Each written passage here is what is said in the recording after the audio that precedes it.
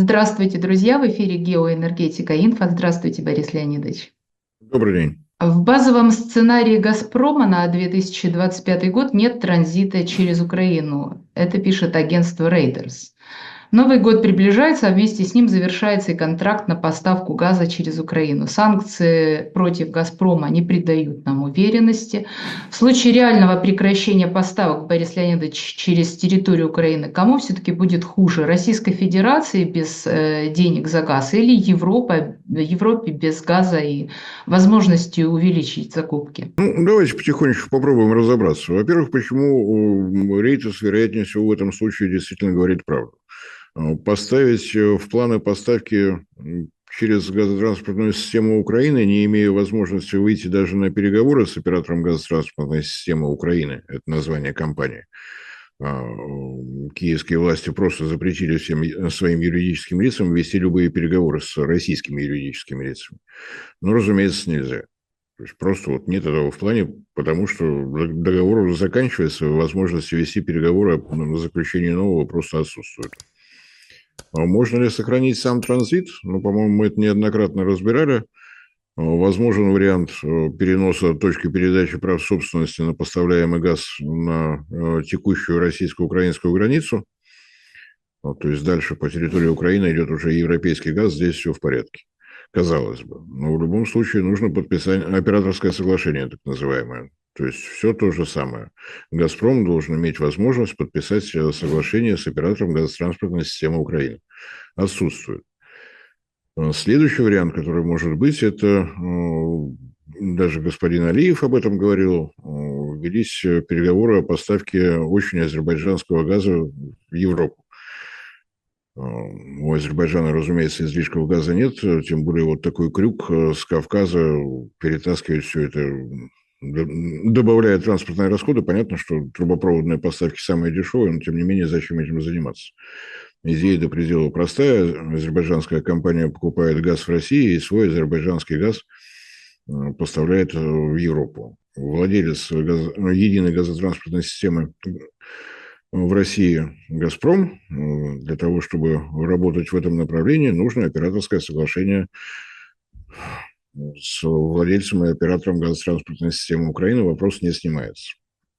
Теоретически можно было бы, конечно, доверить право ведения таких переговоров азербайджанской компании и так далее, но у меня впечатление, что этим заниматься надо было, начиная где-нибудь в начале лета, а не сейчас, в декабре месяце. По крайней мере, из открытых источников там подробностей о таких переговорах никто не сообщал. Следующий момент. Я неоднократно настаивал, что во всей этой ситуации должна быть моральная сторона вопроса, но это не мне обсуждать. Чего лишается Россия в том случае, если поставки физически прекращаются? Сейчас, с учетом того, что не работает газоизмерительная станция «Сохрановка», по невыясненным причинам. Напомню, что еще в мае 2022 года оператор газотранспортной системы Украины заявил, что у него нет возможности контролировать поступление газа, поэтому это форс-мажорное обстоятельство. Прекращаем, ведите все через суджу, как хотите. На что «Газпром», раскрыв договор, пальцем показал. В договоре написано через 2 пункта. Если у вас форс-мажорное обстоятельство, будьте добры доказать. Прошло 2 года, доказательств нет. «Газпром» ежедневно размещает заявку на поставку через Сохрановку, ежедневно получает отказ, соблюдая тем самым все статьи договора. Мы просили, нам отказали. С нас вина любая снимается. Сейчас по итогам года ожидается, что через газотранспортную систему Украины пройдет порядка 15 миллиардов кубометров российского газа. Стоимостью, ну, предположим, что останется на том же уровне, на каком сейчас, порядка $500 за 1000 кубометров, $100 отбрасываем себестоимость добычи и прокачки, вот $400, то есть речь идет о том, что Россия потеряет порядка 6 миллиардов в долларах. Если исходить, ну, вот будем считать, что мы высчитали упущенную выгоду. Смотрим по порядку, вот по маршруту следования российского газа, что будет происходить. Первая проблема возникает у киевских властей. Напрямую от магистральных газопроводов запитано 44 населенных пункта Украины, что касается газового снабжения. Не через подземное хранилище газа, просто вот от магистральной трубы идет газоотвод и к тому или иному населенному пункту. Для того, чтобы в газоотводы попадал газ, газ должен быть в центральной трубе, в центральной трубе он должен быть под давлением, иначе он никуда не уходит. В свое время была все-таки выполнена так называемая обвязка на границах Украины и европейских стран, то есть там газ физически может уйти в обратном направлении, но обратное направление – это обеспечение до подземных хранилищ на территории Львовской области. То есть западная часть Украины, Закарпатская область, Львовская область, Ровенская, там все будет в порядке для того, чтобы газ шел в центральной и восточной части Украины. Опять же, надо было начинать готовиться загодя. Если мы говорим об Уренгое, Помару, Ужгород, почти 1000 километров приходится на территорию Украинской Советской Социалистической Республики. Сейчас порядка 900 километров, работает 8 компрессорных станций. Для того, чтобы они могли прокачивать газ в обратном направлении, нужно было выполнять все работы по обвязке или по замене компрессоров, которые будут давать газ, будут давать давление в обратном направлении, надо было начинать, грубо говоря, с весны. Сделано этого не было. То есть это первая проблема по маршруту. Что у нас дальше? Дальше у нас Словакия. Если газ перестает поступать с востока, газотранспортная, газораспределительная система Чехословацкой Советской Социалистической Республики, нет, Чехословацкой Социалистической Республики была едина, никто там соединения не ломал, развод Чехии и Словакии был вполне цивилизованным, соответственно, можно получать газ через Чехию. Чехия, в свою очередь, соединена с газовой системой Германии. Соответственно, теоретически, что в этом случае можно сделать? Можно найти где-то поставщиков СПГ, договориться с Германией о том, что она будет заниматься регисификацией и прокачкой газа через Чехословакию в Словакию, через Чехию в Словакию.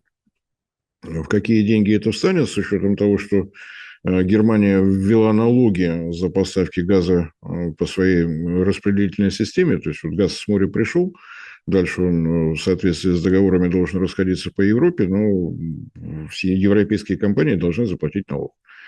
По этому поводу соседи Германии в Европейский суд подали, выиграли, должны были быть внесены изменения соответствующие. Германия не протестовала, но в Германии правительственный кризис. Соответственно, внести эти изменения в законодательство до проведения выборов не получится.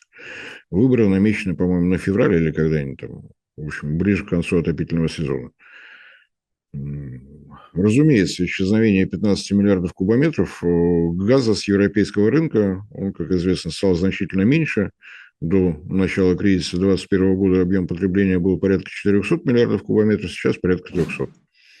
Но, тем не менее, это достаточно значительная величина, 5% просто исчезнут с рынка. Плюс вот такие проблемы, которые возникают с транспортировкой газа, так скажем.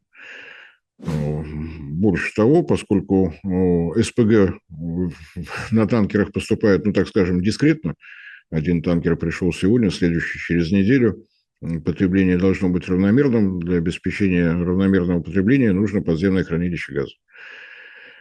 Подземных хранилищ газа на территории Словакии для того, чтобы удовлетворить весь ее зимний спрос, не хватает, значит, нужно будет договариваться с кем-то владеющим свободными объемами в подземных хранилищах газа, платить дополнительные деньги. У Словакии ситуация будет, мягко будет сказано, не самая веселая. Следующее по маршруту следования у нас Австрия, от границы Словакии до газового хаба Баумгартен, там, в общем, в хорошую погоду даже без бинокля видно. Все рядом, все близко. Порядка 80% поставок в этом году до прекращения со стороны «Газпрома»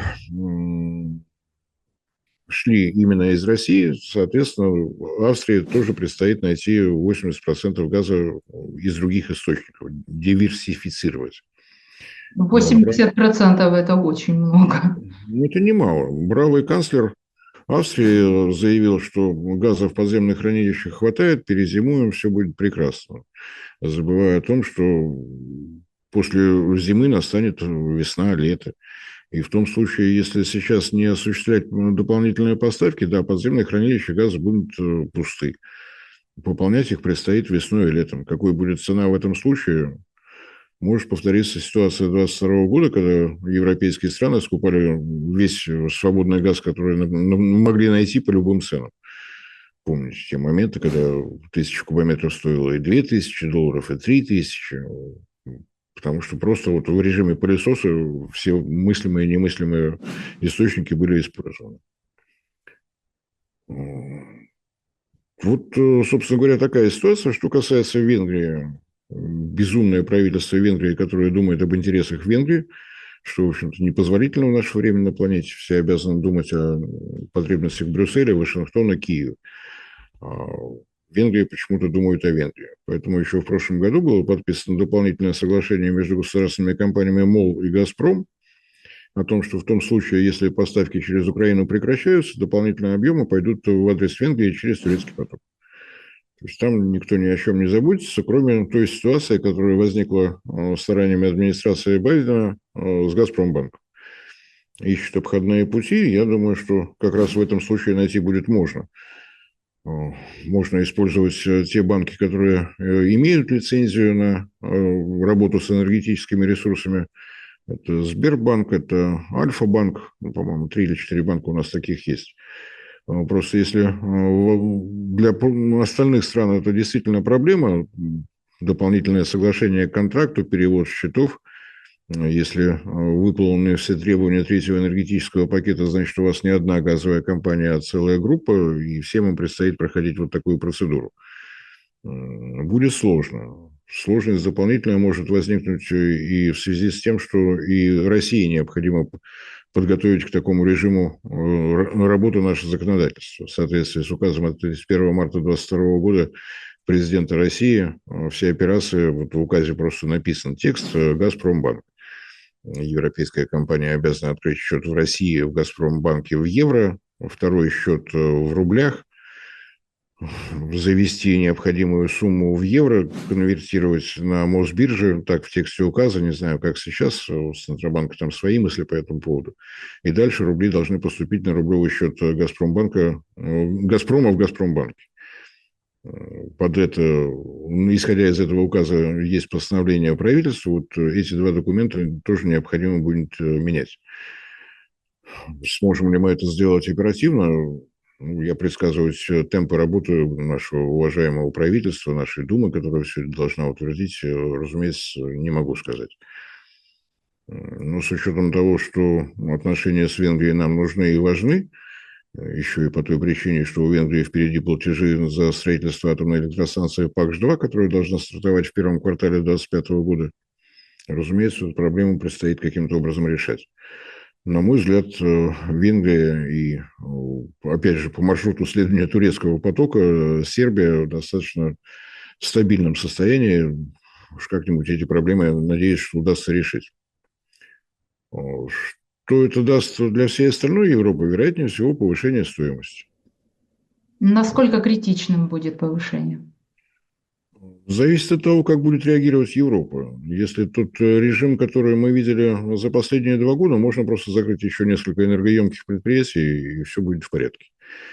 Что, потеряв порядка 120 миллиардов кубометров спроса за 2 года, решить проблему с тем, чтобы сократить потребление еще на 15 миллиардов. Прибалтийский опыт отрабатывается. Советская Прибалтика от российского газа зависела в 2 раза сильнее, чем сейчас, независимо от здравого смысла Прибалтики. Механизм известен, отрабатывали еще начиная с 2004 года.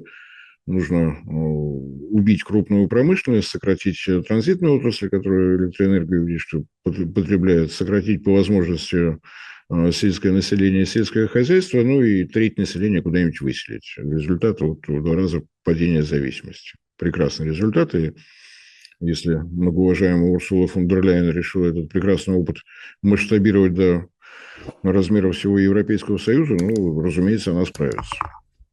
Что такое 5% спроса? Ну, никаких проблем. Так, Спасибо, да. Спасибо за прекрасный комментарий, Борис Леонидович. Друзья, мы ждем вас в наших эфирах.